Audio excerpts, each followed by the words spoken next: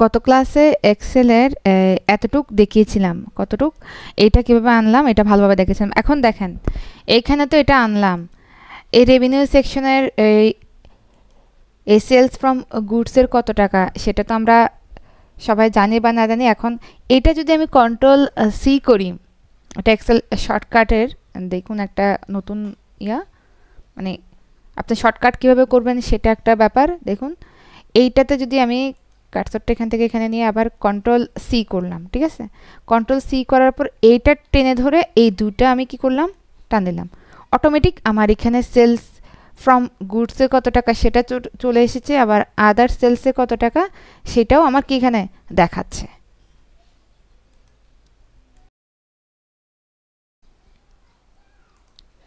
আচ্ছা, এটা তো কমপ্লিট করলাম, ঠিক আছে, এটা তো আমি এই বোল্ড করে রেখেছি দেখানোর জন্য সবাইকে। আচ্ছা, এরপর আমার কস্ট অফ সেল আর কস্ট 1, কস্ট 2, কস্ট 3 এগুলো বাকি আছে না?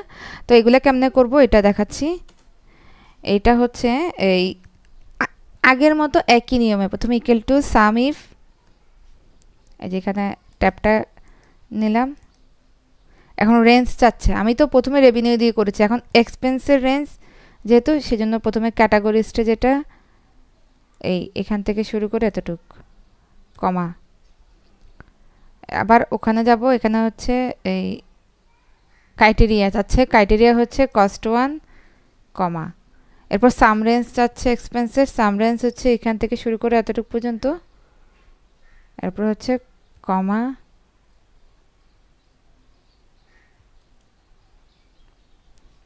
সরি কমা হবে না, এখানে ব্রেকেট দিয়ে আমি এন্টার ক্লিক করলেই আমার এখানে চলে আসছে 7000 টাকা। একইভাবে আমি এইটাকে কি করব, কন্ট্রোল সি দিয়ে ক্লিক করে এখান থেকে এতটুকু নামিয়ে দিলে আমার অ্যামাউন্টগুলো চলে আসছে, একদম ইজি কস্ট অফ সেলস।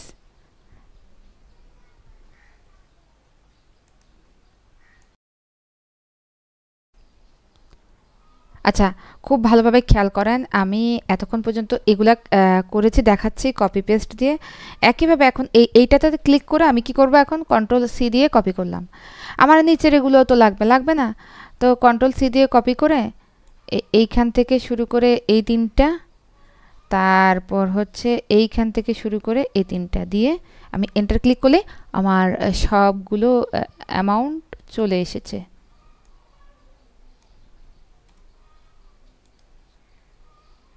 আচ্ছা, এটা আসে নাই যেহেতু আমি নিচেরটা, এটা আবার কপি করি, আমি এটা নিয়ে আসি, একই ফর্মুলা তো এজন্য আসবে, দেখছেন চলে আসছে অনেক ইজিলি।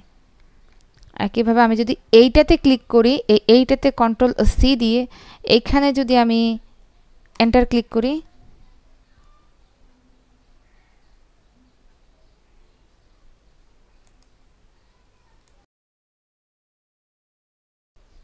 আচ্ছা আমি ভুল করে নেট পেপারটা দিয়েছি, ওটা তো না, ওটার জন্য আরেকটাই হবে।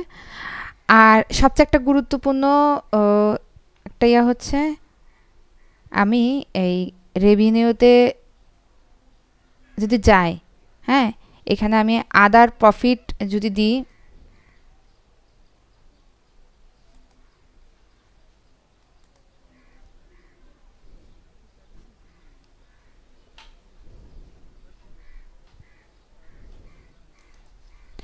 খুব মনোযোগ সহকারে দেখবেন, এইখানে পিএনএল এর এইখানে কোথায় পড়েছিল আদার সেলস 7500 ছিল, খুব ভালো করে খেয়াল করেন। আমি যদি রেভিনিউর এখানে একটা সেল আমি অ্যাড করি, আদার সোল্ড নামে, আমি যদি আদার সেলস নামে আমি একটা ক্যাটাগরি আমি এখানে নতুন করে অ্যাড করছি, আদার সেলস। আচ্ছা, কত এখানে আমি জাস্ট এখানে 2000 টাকা আমি অ্যাড করছি, আগে তো দেখালাম ওখানে 7500 টাকা আছে, এখন দেখেন এখানে কত টাকা আছে আপনি দেখবেন, শুধু এন্টার এন্টার দিলাম। তো এখন আমি পিএনএল এ যাই, দেখুন আমি যে 2000 টাকা অ্যাড করছি এটা 9500 টাকা এখানে অলরেডি অটোমেটেড হয়ে গেছে।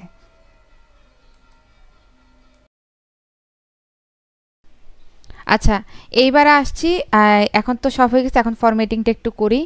এখানে আমি একটা কালার দিব, এটা কালার দিয়ে লেখাগুলো দেখা যায় মতো করে আমি একটা কালার নেব, এখানে এই কালারটা দিলে আমার রাইটটা দেখা যাচ্ছে না। আচ্ছা, লেখাটা আমি একটু হালকা এটা দিলে আমার লেখাটা দেখা যাচ্ছে। আচ্ছা, আমি লেখাটা আমি হোয়াইট করে দিব, ডার্কের মধ্যে নিই, এটা নিলাম। আমি লেখার জন্য এখানে হচ্ছে কি করব, ওই হোয়াইটটা নিলে আমার লেখাটা দেখা যাচ্ছে। এটাকে আমি সাইজটা একটু কি করি, বড় করি, ঠিক আছে, এটুক বড় করলাম। আর এখন আমার সময় বাঁচানোর জন্য আমি কি করব, এই পেস্ট অপশনটা ইউজ করব। এটাতে রেখে এই যে পেস্ট, দেখতে অনেকটা রঙের তুলির মতো অনেক সুন্দর, এটা এখানে দিলে সেম পেস্ট হয়ে যাচ্ছে, দেখছেন, আর কিছুই করতে হচ্ছে না। একইভাবে এইটা দিয়ে আমি এখানে দিলাম, আমার এটাও পেস্ট হয়ে গেল।